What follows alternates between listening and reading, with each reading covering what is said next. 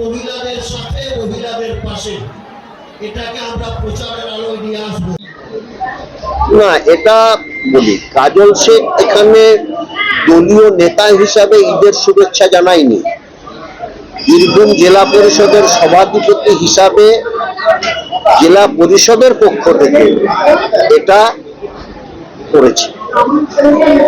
দলের কোনো কোর কমিটির মেম্বার বা অন্য কোনো পদাধিকারী হিসাবে তার পরিচিতি দিয়ে এগুলো করেনি। জেলা পরিষদের সভাধিপতি হিসাবে সেগুলো করেছে। কোথাও কোথাও দু একটা জায়গায় হলে হতে পারে, আমি তো বলছি না যে না।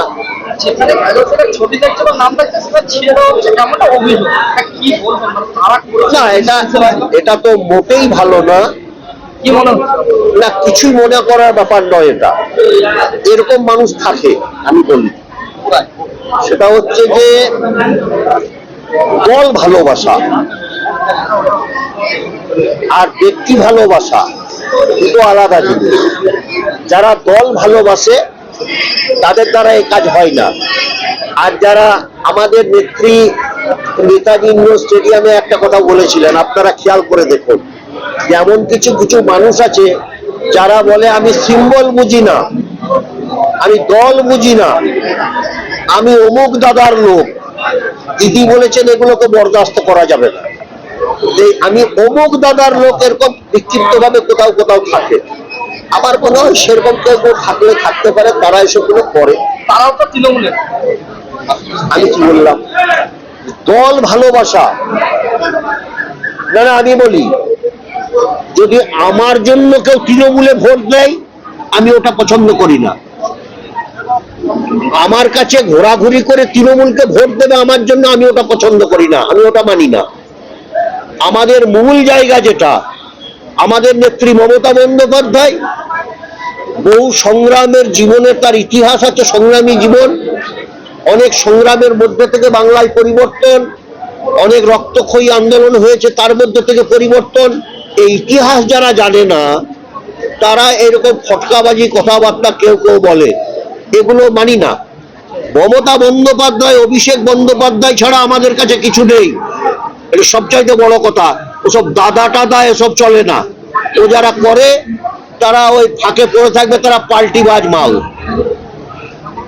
চিন্তা ছিল আমরা কিন্তু কি করব ছিল বা কি আজকে সিউড়ি 2 নম্বর ব্লকের মহিলা সংগঠনের পক্ষ থেকে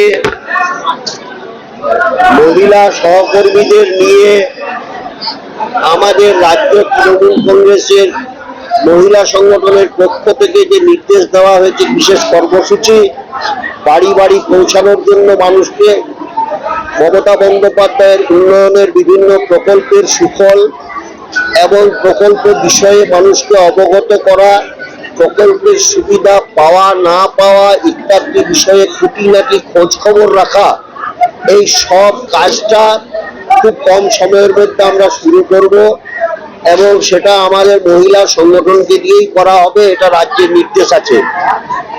দিদির একটা দিদির নির্দেশে এবং দিদির নেতৃত্বে একটা নতুন কর্মসূচি, সেটা হচ্ছে তোমার ঠিকানা উন্নয়নের নিশানা, দিদি মহিলাদের সাথে মহিলাদের পাশে। কর্মসূচিটির নাম হচ্ছে এইটা।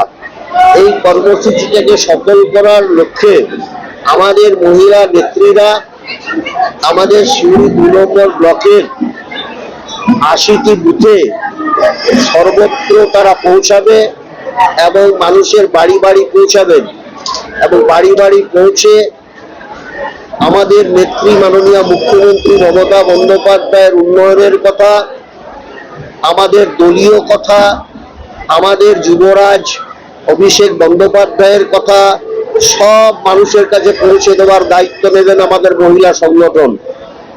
আমাদের এখানে মহিলা সভানেত্রী আপনারা জানেন, তিনি প্রয়াতা হয়েছেন বেশ কিছুদিন।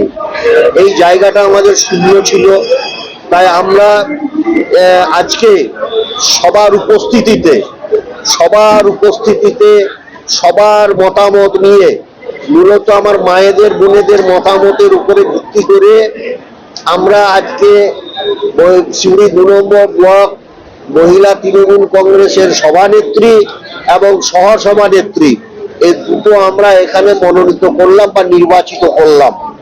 পরবর্তীতে আবার পূর্ণাঙ্গ কমিটি গঠন হবে, নেক্সট আবার একটা মিটিং ডেকে আমরা এটা করব, অফিসিয়াল মিটিং। সভানেত্রী কি ছিল না? সভানেত্রী ছিল না? সভানেত্রী ছিল, সাথী আমাদের ব্লক কমিটির একজন ছিল, তাকে আর একটু বেশি দায়িত্ব দেওয়া হলো।